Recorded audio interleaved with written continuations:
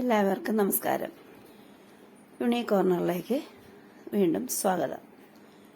കാണുമ്പോൾ തന്നെ മനസ്സിലായല്ലോ, ഇത് മീൻകറിയുടെ റെസിപ്പിയാണ്. നമ്മുടെ നെത്തോലി ഒരു ചെറിയ മീനല്ല സിനിമാ ഭാഷയിൽ അല്ലേ. അപ്പോൾ ഇന്നൊരു നെത്തോലി കറി വയ്ക്കുന്നത് എങ്ങനെയെന്ന് നോക്കാം. നിങ്ങളൊക്കെ വയ്ക്കുന്നുണ്ട്, എല്ലാവരും വയ്ക്കാറുണ്ട്. ഇത് വയ്ക്കാത്തവർക്ക് വേണ്ടിയിട്ട് ഡെഡിക്കേറ്റ് ചെയ്യുന്നു. അപ്പോൾ നാളികേരം എടുത്തിട്ടുണ്ട്. നാളികേരം കുറച്ചെടുത്തു. അത് ഞാൻ കറക്റ്റ് കണക്ക് പറയുന്നില്ല. മീനിൻ്റെ അളവ് പലർക്കും പല രീതിയിലാണല്ലോ. നമ്മൾ കിലോ കണക്കിനല്ല, കിലോയുടെ റേറ്റിനല്ല നമുക്കിവിടെ മീൻ കിട്ടുന്നത്. അതുകൊണ്ട് കിലോ കണക്ക് പറയാൻ പറ്റില്ല. അപ്പോൾ അതുകൊണ്ട് നാളികേരത്തിൽ ഉള്ളി ഇട്ട് കൊടുത്തു, മഞ്ഞൾപ്പൊടി, മുളക് പൊടി, അത് രണ്ടുമേ ഞാൻ ഇടുന്നുള്ളൂ. പുളി ഞാനിതിൽ മല്ലിപ്പൊടി ചേർക്കുന്നില്ല.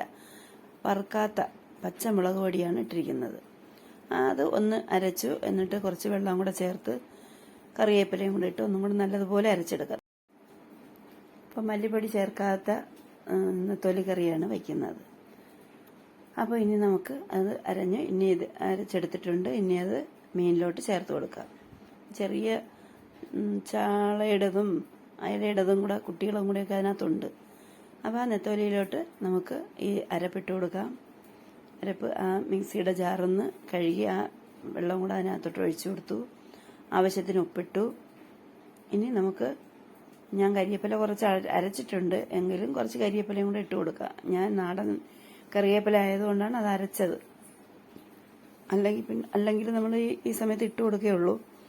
നാടനായതുകൊണ്ട് അരച്ചാലും കുഴപ്പമില്ലല്ലോ. പിന്നെ ഞാൻ മാങ്ങയ്ക്ക് പകരം ഇന്നൊരു ട്രൈ അമ്പഴങ്ങ എൻ്റെ കയ്യിൽ കിട്ടിയതുണ്ടായിരുന്നു. അതുകൊണ്ട് അമ്പഴങ്ങയാണ് ഇട്ടിരിക്കുന്നത്. പിന്നെ കുറച്ച് തക്കാളി ഇട്ട് കൊടുത്തിട്ടുണ്ട്, പച്ചമുളകും ഇട്ട്. ഇനി അതിനെ അടച്ച് വെച്ച് നല്ലതുപോലെ ഒന്ന് വേവിക്കാം. ഇതാ നല്ല തിളച്ച് വന്നിട്ടുണ്ട്. തിളച്ച് കുറച്ച് നേരമായി. ഒന്ന് ഇളക്കി കൊടുത്തിട്ട് ഇപ്പോൾ വേണമെങ്കിൽ ഉപ്പൊന്ന് നോക്കാം. ഉപ്പ് നോക്കി വേണമെന്നുണ്ടെങ്കിൽ ഇപ്പോൾ ഉപ്പും കൂടെ ഇട്ട് കൊടുക്കാം. ഇപ്പോൾ തന്നെ നല്ലൊരു മണം ഇവിടെയൊക്കെ വരുന്നുണ്ട്. ഈ നെത്തോലിയുടെ മണം മാത്രം മതി കുറേ ചോറുണ്ണാൻ. ഇപ്പം ഇന്ന് ചോറ് വേണ്ടാന്നൊക്കെ ആരെങ്കിലും നെത്തോലി മീനായോണ്ട് ചോറ് വേണ്ടാന്ന് ആരെങ്കിലും പറയുന്നുണ്ടെങ്കിൽ ഇപ്പോൾ ഓടി അടുക്കളയിലോട്ട് എത്തും.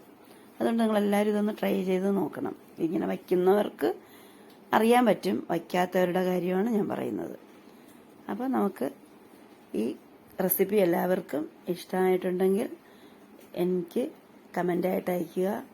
എല്ലാവരും എൻ്റെ ചാനൽ സബ്സ്ക്രൈബ് ചെയ്ത് കാണുക, ഷെയർ ചെയ്യുക, ലൈക്ക് ചെയ്യുക. Thanks for watching.